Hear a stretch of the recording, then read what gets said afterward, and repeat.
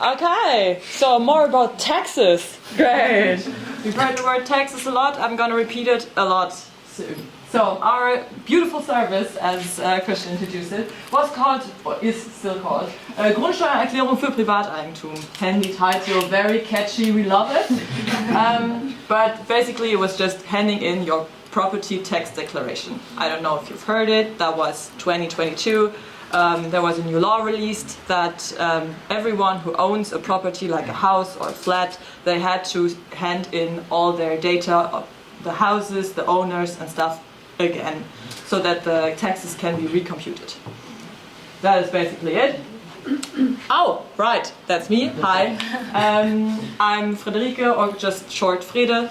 I'm a software engineer at DigitalService and developed this product for the last year, which is kind of the timeline we're at. So in January 2022 we were approached with this project, and the tax period of handing in the tax declarations already started in July, which means we had 6 months to develop the service of handing in all your data for the house, for the owners, for the building that is on there.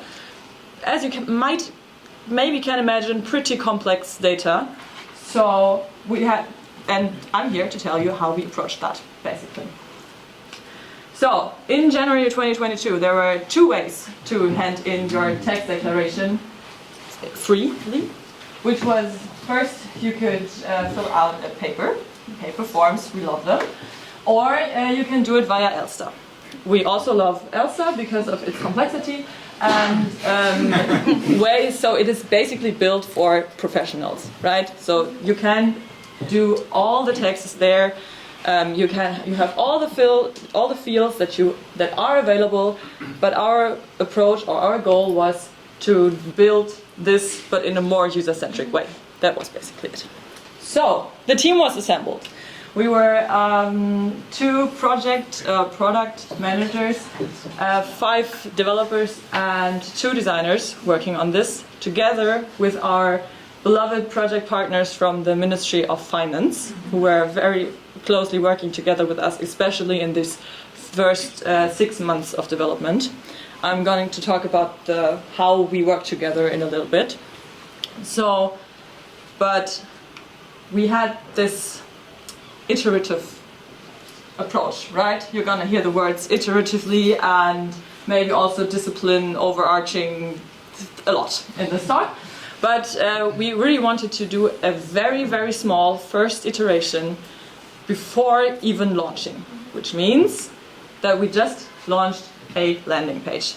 Just saying, hey, there is gonna be a service for you. You can use this if A, B, C. And but please wait for us to still develop it. That is what we I don't think we've ever called it our first iteration, but once this launched, it was on.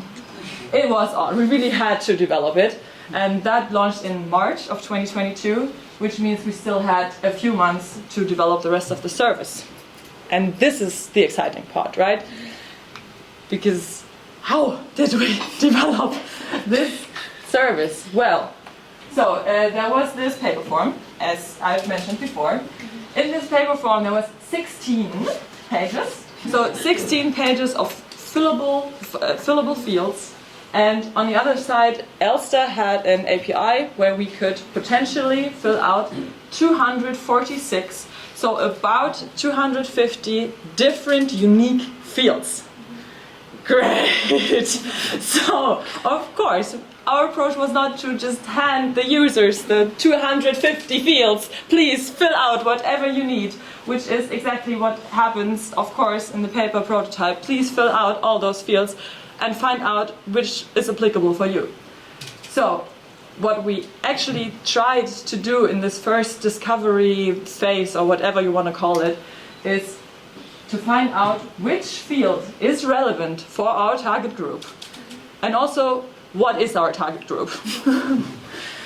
Because if you want to include all people who own properties, then you end up at 250 fields, because that is just the variety of people who have properties and properties that are there. So Yes, so we tried to condense that because, again, we only had a few months and we really wanted to launch something in July. So we tried to condense that to so-called simple cases, which were not that simple at all, but it sounds simple if you say, well, you have a house or you have a flat, great, do it at our service. Of course, there are thousands of edge cases that we tried to negotiate out of the scope of our first minimal viable product. And this is what we were doing with our project partners. So actually this whole discovery phase was mostly consisting of 5 people sitting together and analyzing those pages over there. What is this field? Who needs this field? Why is it there? How is it connected to a different field? How does it map to the ERSA API? And stuff like that. So, to actually do that, we needed all the different perspectives that we had in our team. So of course we needed the domain specialists, so our people in the Ministry of Finance, because they developed the form again, so they probably knew a lot about it, and they did. Thank God we had that, otherwise what the fuck would we have done, honestly.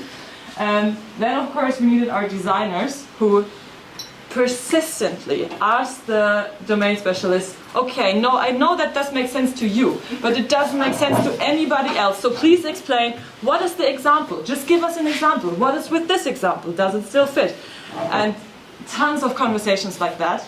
Then we had engineering in our team, and we basically tried to map those fields onto these fields, find out, is what we are thinking about even possible with the technical fields that you have to, in the end, fill in, and then trying to map the great construct that maybe designers are thinking of into the technical world. Is it even possible? And then, of course, we had our product managers who were always trying to condense the scope to what is possible within those few months, and putting it all together, still aligning us again and again. It was an intense time, I can tell you, but also a lot of fun. And so what was the main goal of this conversation was basically to find out logical dependencies. So for example, again, this is just a visualization that I hope helps. If you check this check mark, it's not even a check mark, but if you check this means that you have to fill out all those fields. How are you gonna know that? Maybe it's written down here in the tiniest font imaginable, but this is what we were trying to do, so that we then can put this into software and actually say, okay, we just display you this field. If you say yes, we're gonna display you all the other fields in tiny portions. And and if you don't, if you say no, that's not applicable to me, don't mind those. Just never display them to the user. That was one of our, the main thing that we did for a few weeks and months. And then we finally came to a point where we said, okay, I think we have at least this part of the form so much ready that we can test it with users. And then again, after when we had all the forms ready, that we said, okay, maybe let's test it. And we did user testing with people who nicely had us watch them while they actually displayed their own paperwork of their actual flat. And we said, oh, okay, you're actually displaying an edge case there. We do not have that in our help messages yet. Even our project partners didn't know that some of the Grundbuch, some of the paperwork on properties, is consisted in that way. And so, okay, damn, so we're gonna have to build that into the help as well. Or maybe this flow doesn't work, or oh, okay, you want to go to this page next. Sure, let's rearrange the pages and stuff like that. We found out a lot during those first usability tests to then actually, finally, be able to launch the product in July 2022. We made it. It was quite an experience, but so rewarding, because after that we actually had a website online and we could gather feedback of users to see if the service is working and which part is working. So we were trying to identify iteration needs, because you're never ready, you're never finished. So we tried to monitor metrics.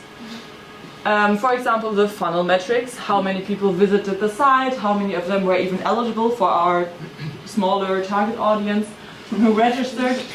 And so we analyzed the funnel.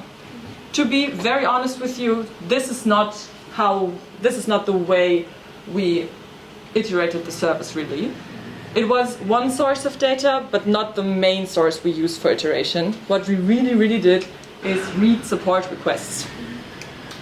A lot of them. We have one of our support agents here. And we read so many support requests. Also, part of the team read them. And to then be able to find common problems with the service. Here we just displayed some emails concerning that, well, I'm trying to log in or I'm trying to register, but somehow the email never gets to me. And we're like, okay, apparently that's a problem. So we looked into the logs. Okay, well, yeah, those emails are not delivered. And we, in the backend, even can see why. So at this point, we decided, well, if we can see it, maybe the users should also be able to see it.